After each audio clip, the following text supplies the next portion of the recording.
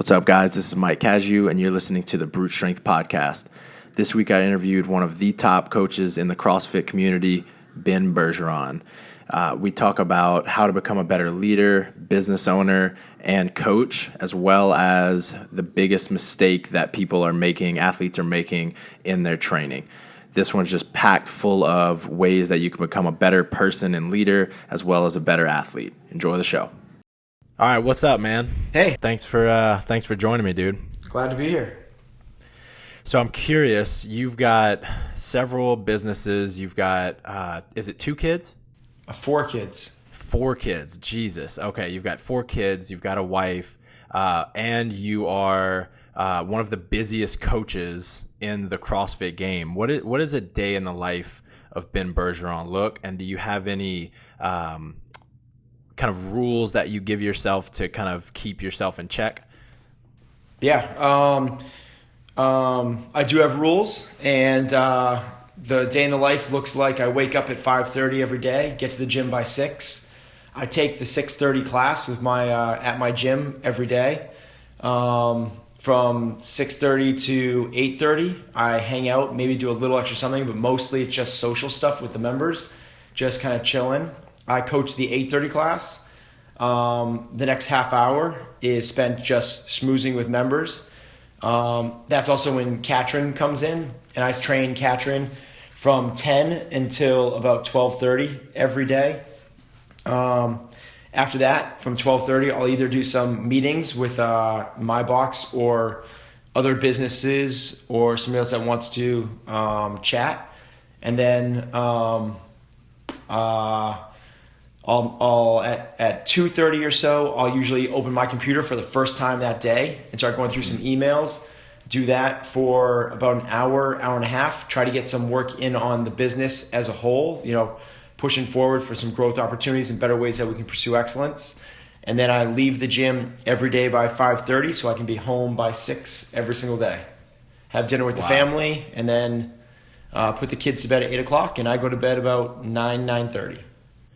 So you said about 2 o'clock you start looking through emails. Do you allow yourself to look at like an email application on your phone at all, or do you only check email at that time? Yeah, it's a good question. It's actually a new thing I put into place.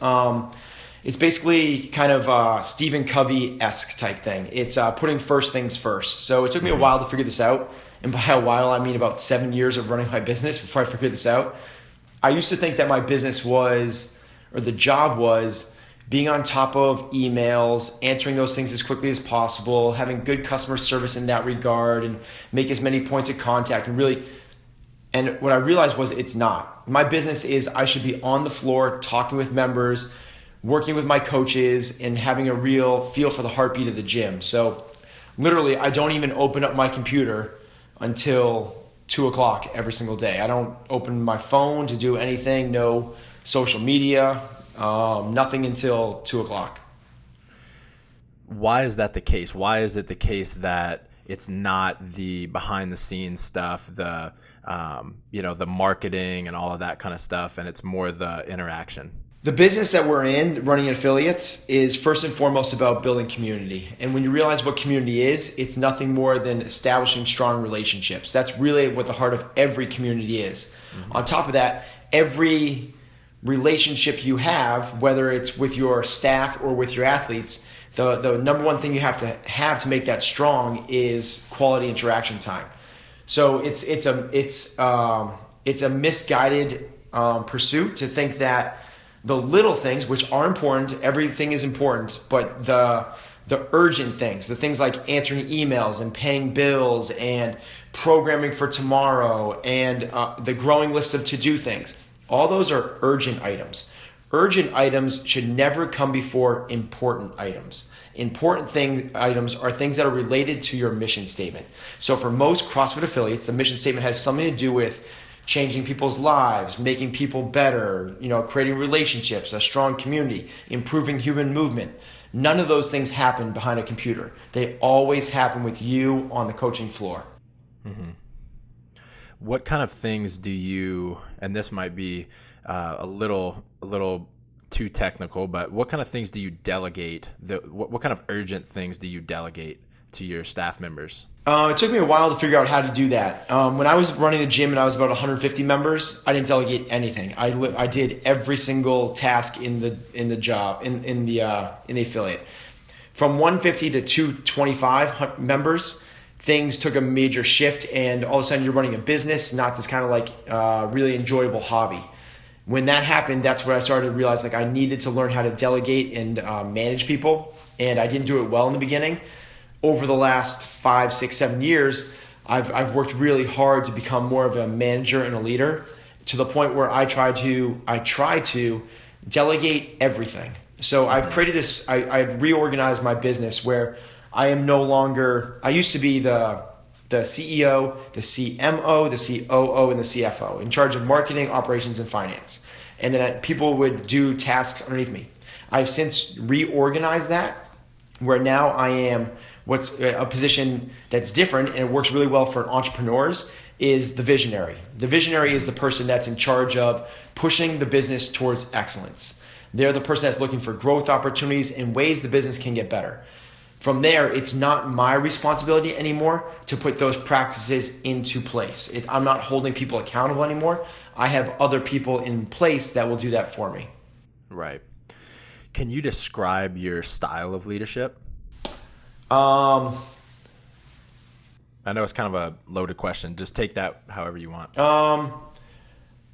I would say I'm passionate yet hands off. I'm not authoritative. I'm not a micromanager. Having said that, I also don't manage with complete autonomy, meaning I don't give people complete freedom. I try to put some processes and procedures in place, and then try to inspire people, I guess you could say, to want to do the work themselves. So I'm a big believer in making expectations known at the onset, and I'm a big believer in establishing certain core values. Once those two things are in place, when people know what the core values are that you're looking for, that you hire by, that you reward by, and that you're constantly reinforcing, and they know exactly what the daily tasks are, whether through systems or policies. Once that happens, the idea should be that you don't have to micromanage very much. Right. So you said inspire them to do the work. Are there other ways? So you talked about establishing, what is the norm in lots of different ways. Are there other ways that you try to inspire them? Yeah, mostly through through positivity. I know it sounds like it's kind of like sunshine and rainbows type word, and there's unicorns running in our backyard, but I'm a big believer in positive reinforcement. I believe that people respond to positive reinforcement much better than they do negatively. So it's the same thing in terms of if you're coaching someone on how to do a front squat, and you constantly are harping on them getting their elbows up. Well, you can deliver the same message by saying you're doing a better job of keeping your elbows up, or nice job with your elbows up. They're still, even when you say that, they're going to continue to lift their elbows up, but they're going to feel better about the situation. It's the same thing in managing, where I like to turn as many things as I can into positives and not harp on negatives, so people are more excited about what's going on than kind of dredging the next, fearful of the next potential area where they might get some feedback. Right. I love it. Okay, so you've got 4 and maybe even more now, very, very high level athletes, 4 of the top in the game.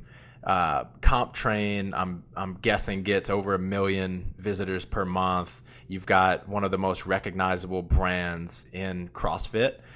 What does it feel like to be the leader of such a huge team? I don't feel like I'm a leader of a huge team. I feel like I'm a leader of my gym and the other businesses I'm a part of, and then I feel like I'm leading the athletes that I work with, the 4 athletes I work with. In terms of the Comp Train, that's just something I like to put out to people to help them see what we're doing. I don't think I think of it as a leader of a big, massive movement at all. I think the big, massive movement is CrossFit, that's being led by all of the affiliates and Coach Glassman and everyone else that's a part of this and spearheading this kind of fitness revolution.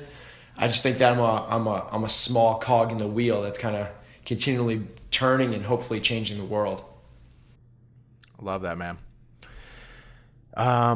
Let's see.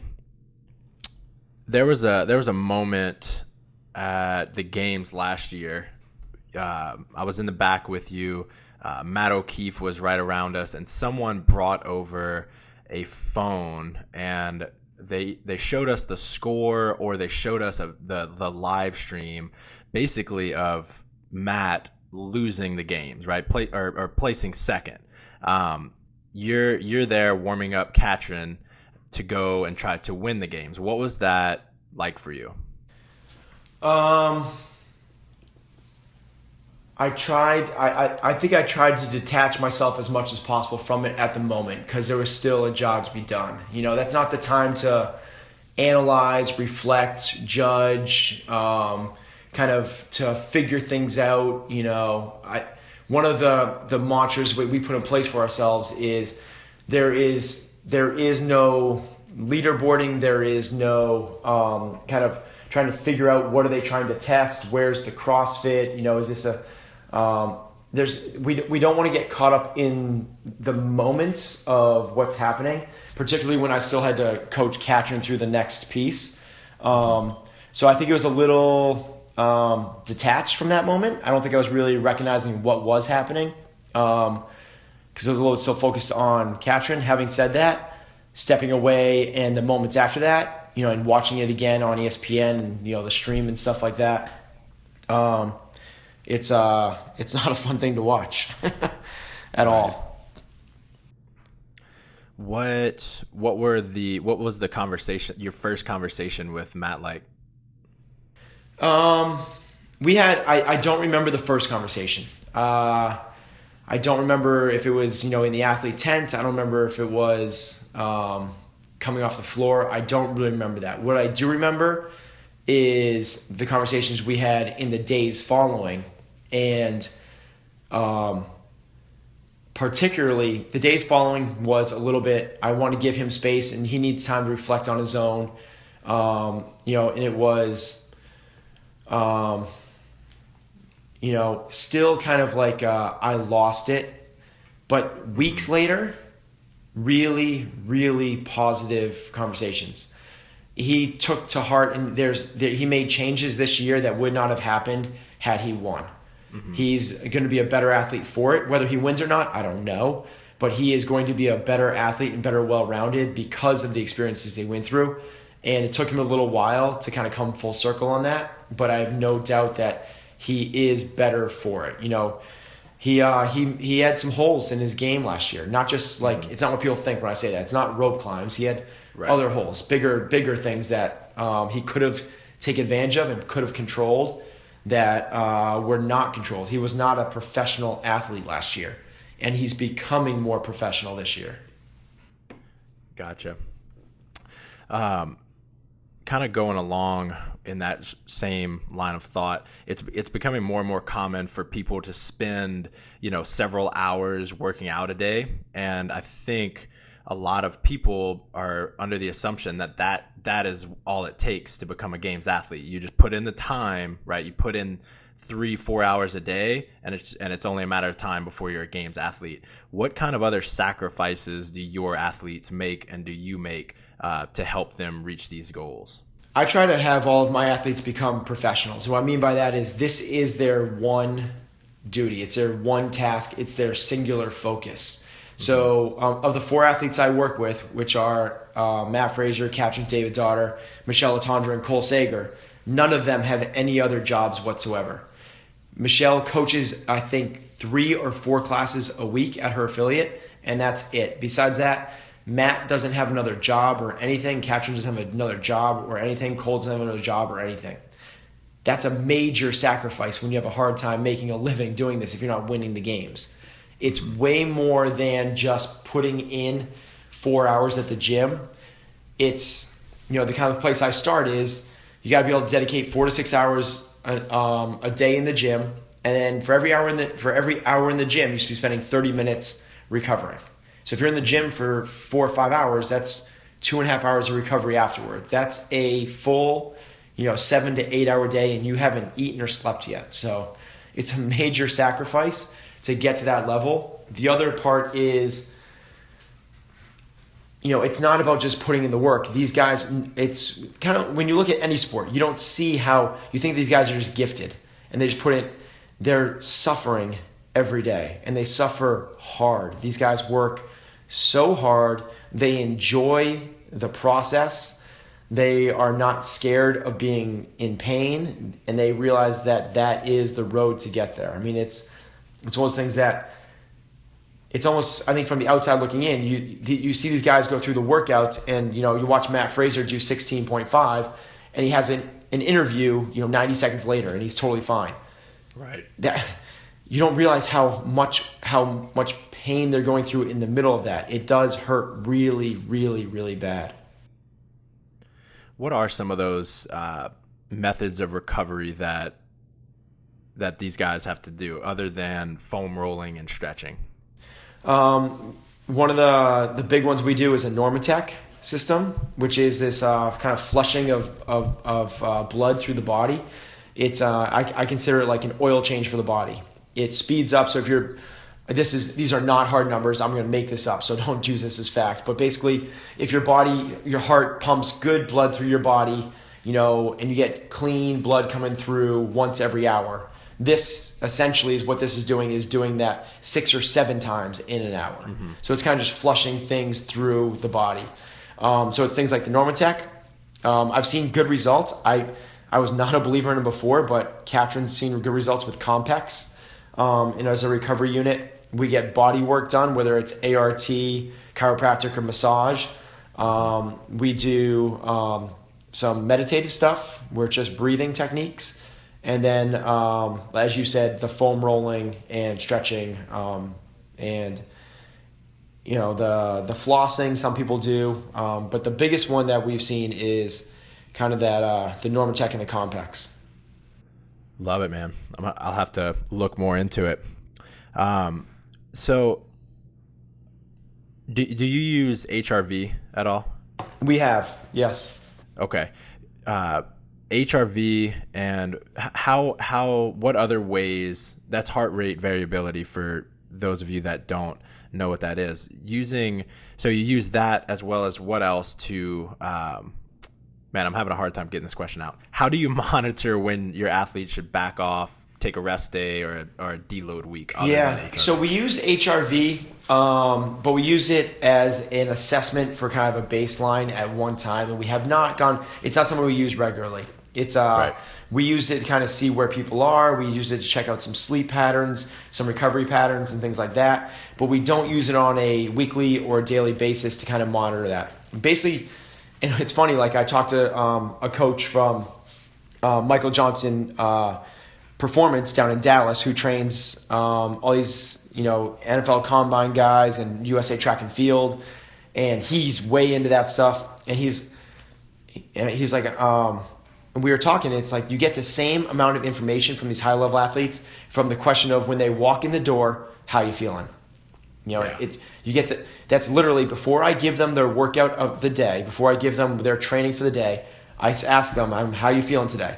I find out what's sore, how sore, where's the energy levels at, how'd you sleep, and from that info, that subjective, personal information, you can get more. And what this guy's thought process was, you can be 2 weeks ahead of what the technology will tell you. Right. There's a 2-week lag in HRV based on that the athletes can sense way before that if they're trained athletes. So we've done HRV and we've done blood analysis as well.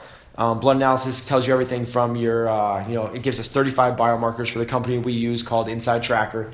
It tells you everything from the normal stuff you get from blood, like your cholesterol, triglyceride levels, fasting glucose, but also tells you a lot of good performance metrics like CK levels. For those in the CrossFit community, you know what is like the rhabdo indicator, cortisol relative to testosterone levels, which is a really good indicator of stress. and then some white blood cell count, which is an inflammation factor. And we use those, again, to establish baselines, but it also tells us how fast these athletes are adapting to the training, whether they have outside stressors. And the company's really good. I'm not a scientist at this stuff, but they're really good at teasing things out from seeing things like, okay, your cortisol is high, your CK levels are low, this liver enzyme is doing this, so that means that you're having caffeine too late in the day. Right. It's really cool how they can tease things out like that. Right. Can you give coaches and athletes that might listen to this podcast some guidelines on, for coaches, if their athlete walks in and says X, they might do Y, right? What is your thought process with that kind of thing? So we do, I have a template that we follow for the CompTrain. It's posted on the CompTrain site. So we know basically what we're doing that day. From that, I have an idea of exactly what I would love to do in a perfect world. Now, if an athlete comes in, and let's say Katrin walks in, and we're having a max effort type Monday. Well, if she's like, I feel phenomenal, I'm ready to rock, we might go for a 1-rep snatch from a certain position, either from blocks or the hang, or maybe it's a legit 1-rep max snatch.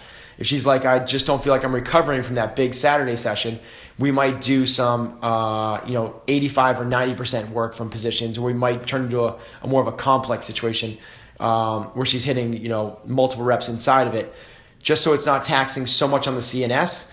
And even more so is that there's not this psychological thing of, I'm not where I should be, I'm not PRing, I'm not strong. I want to eliminate that as much as possible from most athletes. It's a very West Side approach, which is let's work really heavy. West Side guys can lift up, they can 1-rep max once a week for their lower body. They just change the stimulus, and what they'll do is they do the same thing with their athletes, is where they rotate through all these different implements with chains, bands, different positions, boxes, soft, hard, whatever it is. And then on the days that they're like, how you feeling? They're like, I feel phenomenal. Like, they usually save that hoping for a competition day. But if it's that, then they might go for a pure, true 1-rep max back squat. I love that. And people can just go to comptrain.com to find this template? Yep. The template's under the programming philosophy. Okay. I will link that to the podcast for you guys.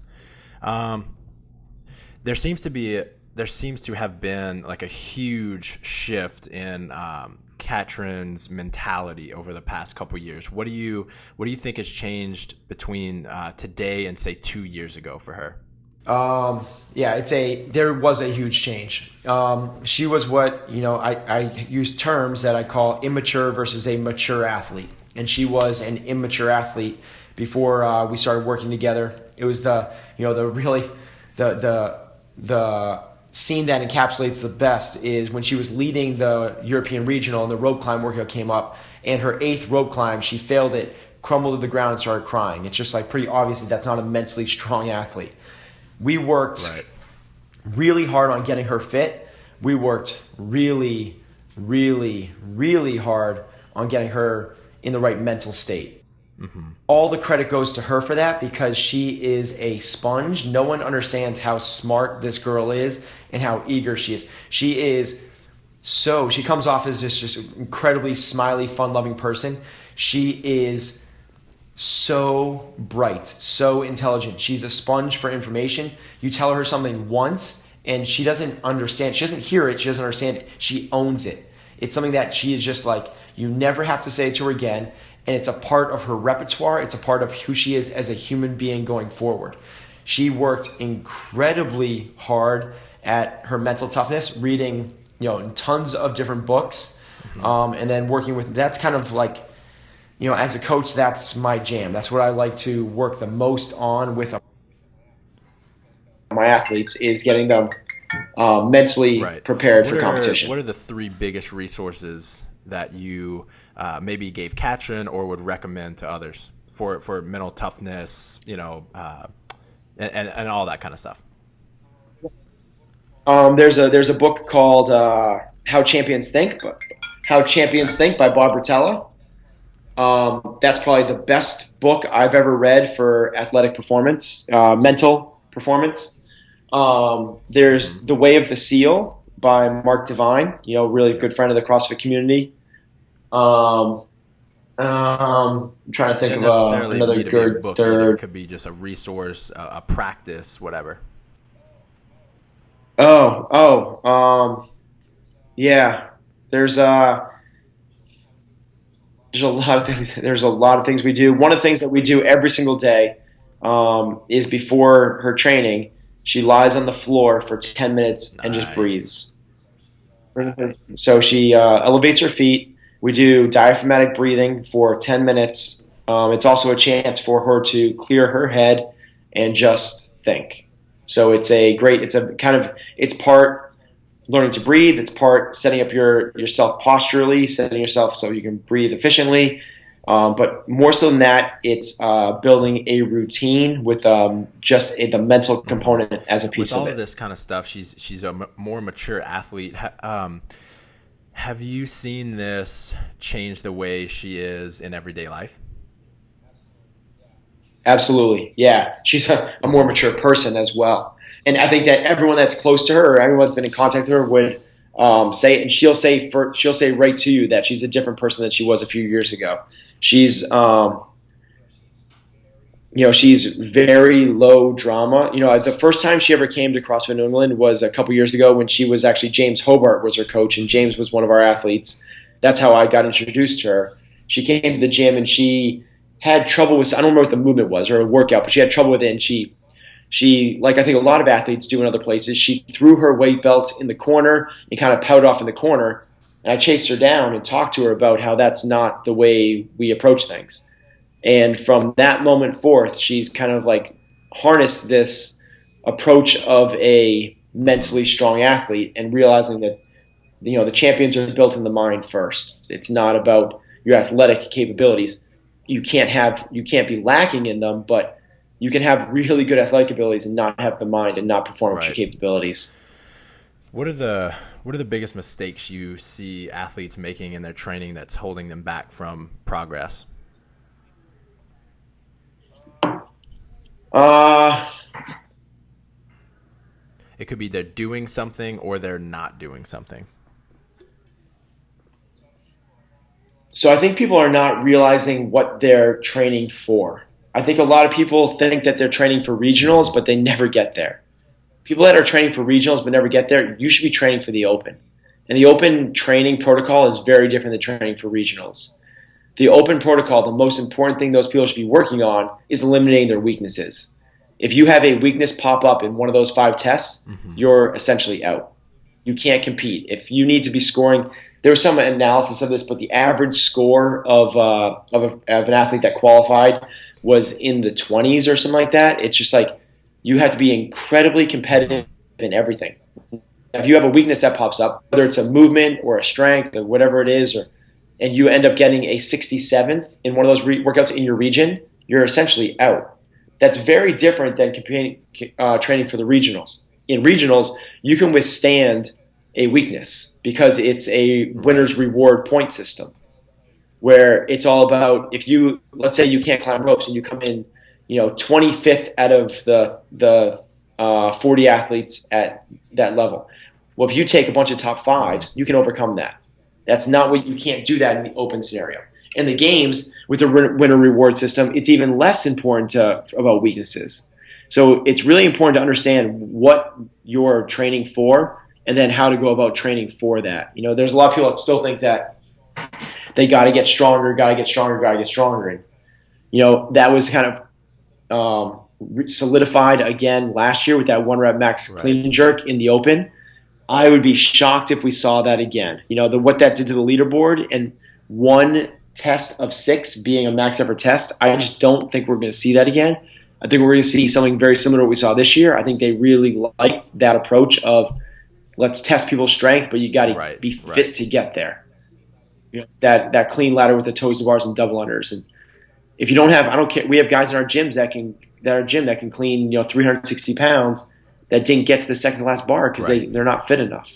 That's you got to be fit first. So I think just not understanding what the test is that you're going to have to Right. take at the end of the season And is what this a big does, what I mistake. see this doing over the course of 2 to 3 years, is it makes people quit. If they don't reach their goal time and time again, they end up just quitting. So I think if they adjust their goal to just enjoy the process, they just start doing it because they love to do it. Like you're talking about, you try to instill in all of your athletes, it becomes a much different thing. And sure, they can still strive for regionals and the games, but it kind of changes that day-to-day mentality a little bit.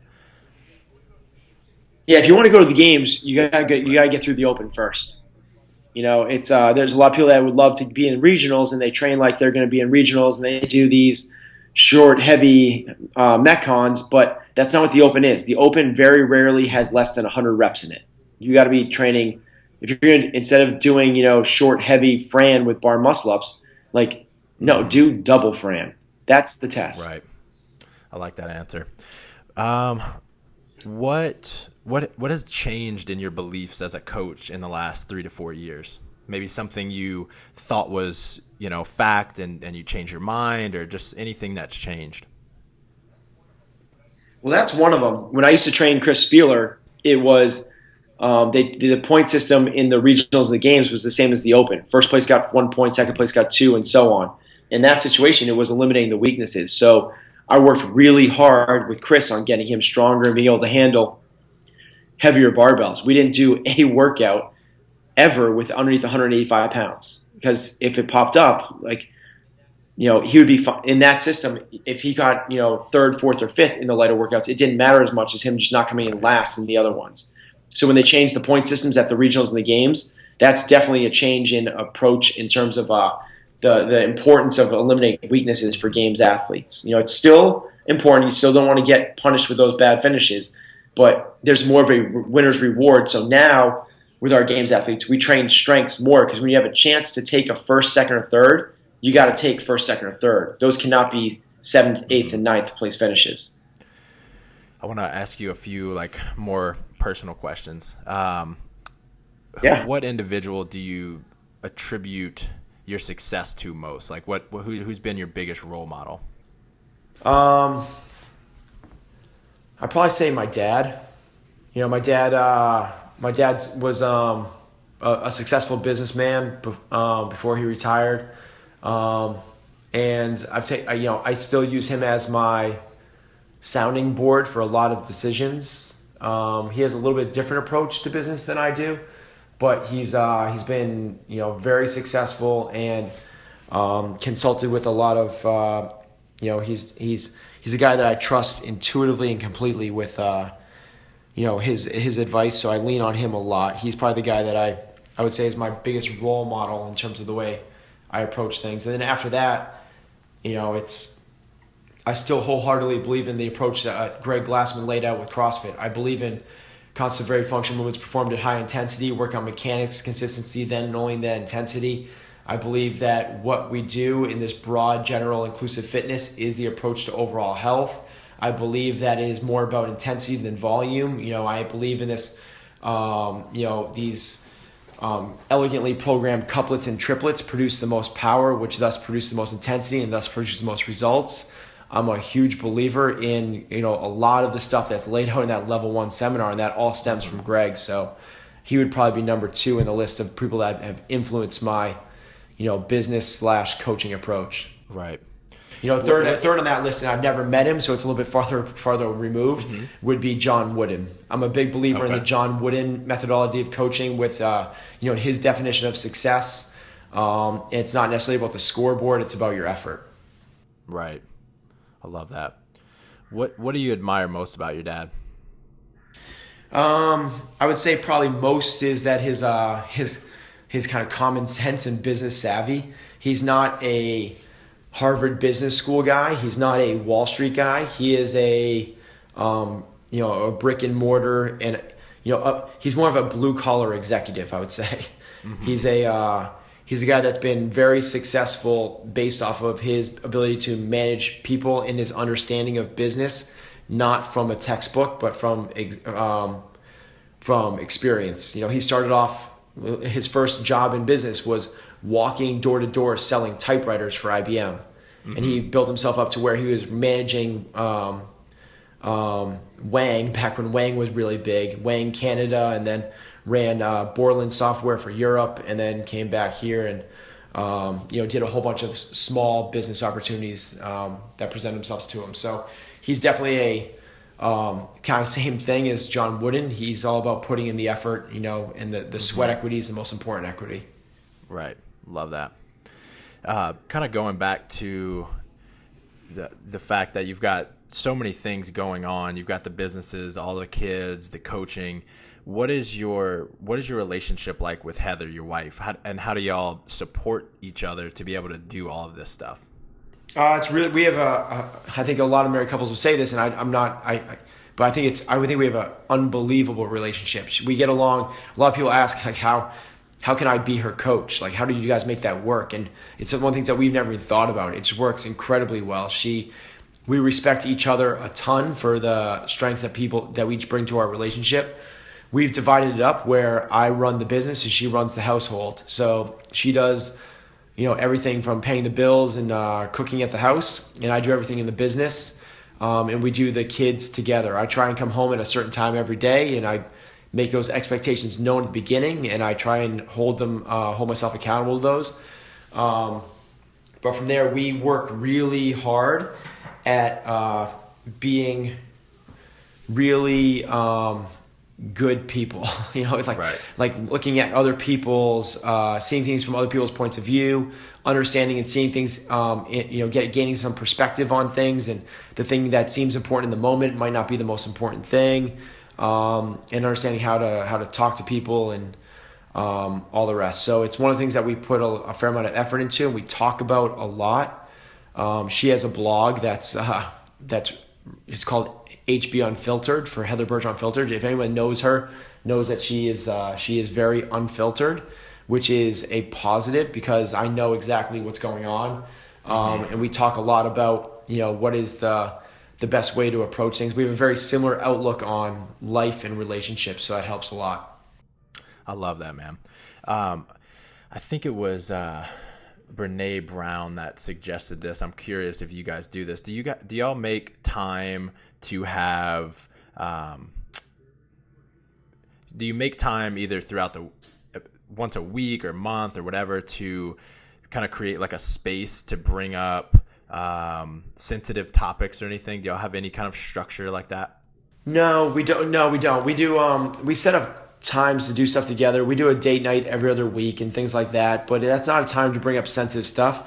I think that doing that is well intentioned, but I actually think it becomes forced and awkward. It's like, are we waiting for this to come up? What are we going to talk about? With Heather, it's really easy to talk about things at the moment. And truly, her blog is a catalyst for all that. She's feeling something, she writes it down, and it's for the world and me to see. Right. So it's not like there's anything hidden. There's no hidden agendas anywhere. Yeah. So one of the big things that she's appreciated from me from the beginning, she's told me, is that there are no games. There is no mind games. There is no say one thing but mean another. There's no passive aggressiveness. It's very straightforward relationship. We know exactly where each other stands all the time. Mm-hmm. I love that, man. Okay. What do you think your biggest aha moment has been as a business owner? And if you can't think of the biggest, maybe just the most recent. A recent one was that I'm not running my business very well. Wow. I am a firm believer in the pursuit of excellence. And the way I think of that is every single day you try to find as many things as you possibly can to make your business better.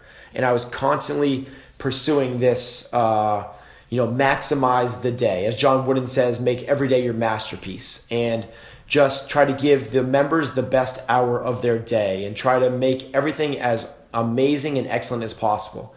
And I never gave much foresight to what's coming down the pipeline, the future, numbers, or anything else. And I've since kind of had a paradigm shift and a realization that you can do both. My thought process in the past was, if I'm projecting forward, and if I'm worrying about numbers, and if I'm trying to do budgeting and cash flow analysis, I am using up my resources, time and energy on that stuff, and I'm not going to have the energy, time, the resources, time and energy to put towards this thing that truly affects excellence, which is the relationships with your members.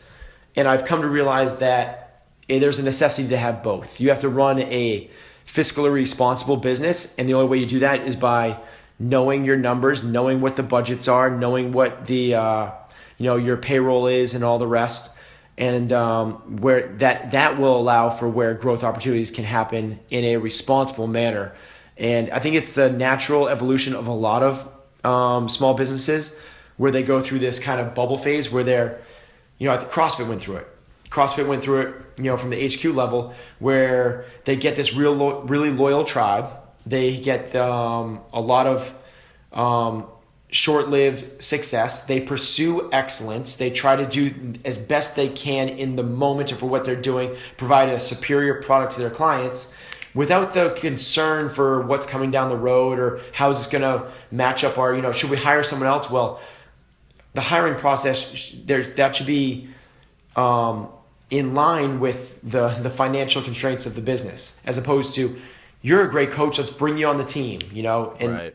It's when you look at it a bigger picture of, let's get the right people on the bus, let's put them in the right seats, but let's do it at a time that makes sense for our business. It's a much more sustainable approach to running a business. And this is a new phenomenon for me, and it's one of the things that we have now created, really strong operating budgets and cash flow projections, and we know a lot more about where the business is, where it's been, and where it's going than we've ever known before. That's awesome, man. And this is all stuff I'm guessing you teach in the Business of Excellence course, right? Yeah, well, and unfortunately it wasn't in the past because I didn't know much about this stuff. Right. In the business and the work, the course in the past was very much centered around delivering the best possible product, which is all about what the pursuit of excellence is. And it's there was stuff about systems and creating flowcharts and clarity to the business and putting people in the right seats. The more management side of things is new to the Business of Excellence seminar. It's a piece that we do with our immersion group. That's these guys that come in. We have 3 affiliates at a time come in for 2 days during the week and learn about the way we run our business. And it's a piece of that one. Going forward, it will also be a part of the business seminars. Awesome, man. And I'll ask you a little bit more about that in a second. My last question for you, have you given any thought to the fact that you might become the first person to have coached the male, female, and team CrossFit Games champion? I also have a male and female Masters champion. Wow.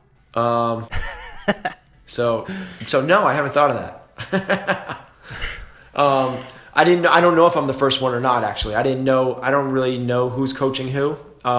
It's definitely something I would love to have is a champion in every category. I don't have any teens at all, and that's a new category, but I've had a male and female Masters champion, a team, and a female champion, and then Matt and Cole. Hopefully, one of those guys can win it, and that would kind of put the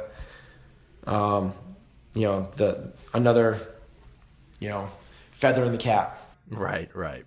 I love it, man. It's so impressive and admirable. Everything you're doing, as well as like how you carry yourself as you go about doing all of it. You do it all as a good, genuine person. So I appreciate that, Mike. Thanks. I really respect that. Yep. Where can people keep up with you, learn more about what you've got going on? Right now we have some stuff in the works. There'll be some stuff coming up. I'm not gonna plug that just yet, but there will be a single site that's coming up that will encapsulate everything I'm doing. But for right now, thecomptrain.com is certainly where most of the stuff happens in terms of athlete camps and things like that. There's also the businessofexcellence.com, and that's where there's immersions and consultations and seminars. Hopefully a book coming out soon as well. And then there's, if you're more interested in, or you have any interest in seeing some personal stuff, then there's and keeping up with my athletes on a daily basis, there's Instagram, which is just Ben Bergeron. At Ben Bergeron. Awesome, Yep. Man. Thank you so much, brother. I appreciate it. You got it. Thanks, Mike. Talk soon. All right, you got it, buddy. Thank you.